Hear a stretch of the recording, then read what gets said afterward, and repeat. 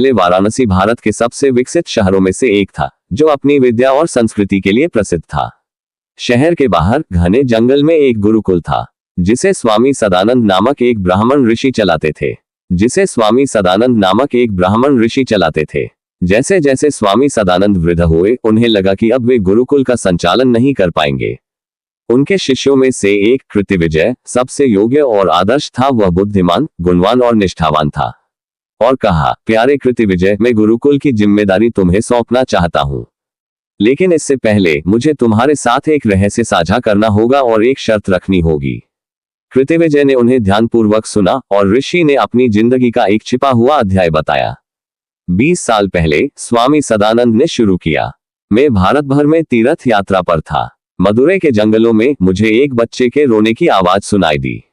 जब मैं आवाज की ओर बढ़ा तो मैंने एक बच्ची को उसकी मरती हुई मां के पास पाया। वह मां एक दानवी थी। डर के कारण मैं भागने की कोशिश करने लगा, लेकिन दानवी ने मुझे रोककर अपनी आखिरी इच्छा बताई। मैं अपनी प्रजाति की आखिरी दानवी हूं, उसने कहा।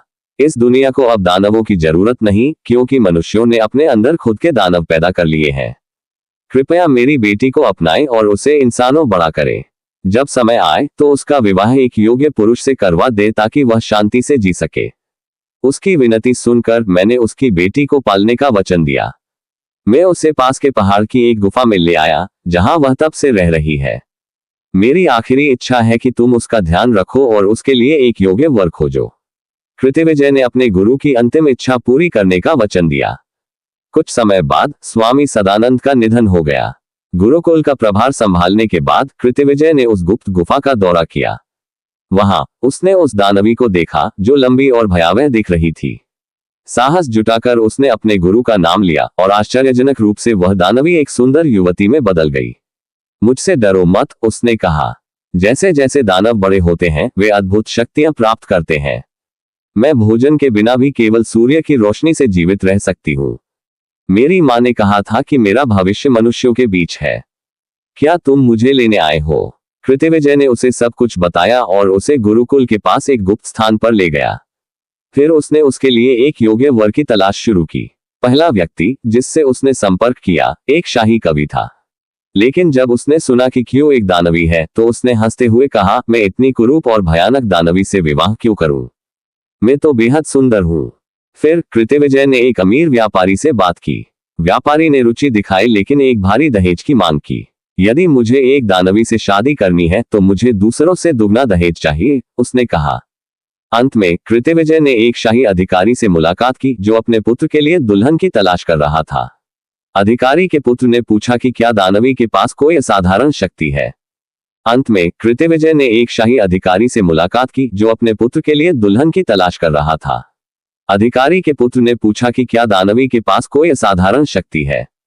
इन सभी प्रत्याशियों के स्वार्थ और घमंड को देखकर कृतिविजय बहुत निराश हुआ। तभी एक दिन एक शाही प्रशासक ने सुझाव दिया, यदि तुम्हें यकीन है कि वह निर्दोष है, तो तुम स्वयं उससे विवाह क्यों नहीं कर लेते? तुम युवा, बुद्धिमान और आदर्श पुरुष हो, तुम ही उसके लिए सही हो। इस विचार ने कृतिविजय को गहराई से प्रभावित किया। सोच विचार के बाद उसने दानवी से विवाह करने का निर्णय लिया। अगले दिन उसने सभी को ये घोषणा कर दी। दानवी के आने के दिन एक शानदार रथ घोड़ों द्वारा खींचा हुआ कृतिविजय के घर पहुंचा। उसके साथ कई गाड़ियों में बहुमूल्य खजाने, सोना, हीरे, रेशमी वस्त्र और बहुत कुछ लाए गए। रथ से एक स्वर्ग की अप्सरा जैसी सुंदर महिला उतरी। जिन लोगों ने पहले उसे ठुकरा दिया था, वे उसकी सुंदरता देखकर शर्मिंदा हो गए।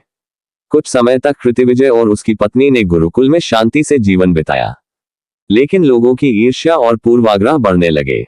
उन्होंने उनके खिलाफ षड्यंत्र रचना शुरू कर दिया। ये देखकर दोनों ने चुपचाप गुरुकुल छोड़ दिया और हिमालय की ओर चल पड़े। वहां उन्होंने साधना और ध्यान में वर्षों बिताए। अंततः उन्होंने ब्रह्मत्व यानी परम सत्य का ज्ञान प्राप्त किया। एक दिन दानवी ने कहा, मैं अब इंसानों की सेवा करना चाहती हूँ।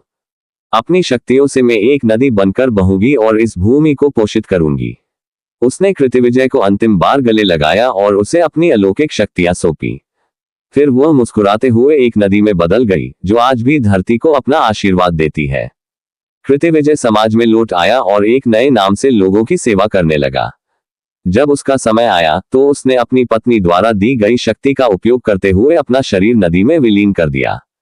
कहा जाता है कि कृतिविजय उस समय के बोधिसत्व थे। ये कहानी हमें करुणा, त्याग और मानवता के सच्चे स्वरूप की याद दिलाती है।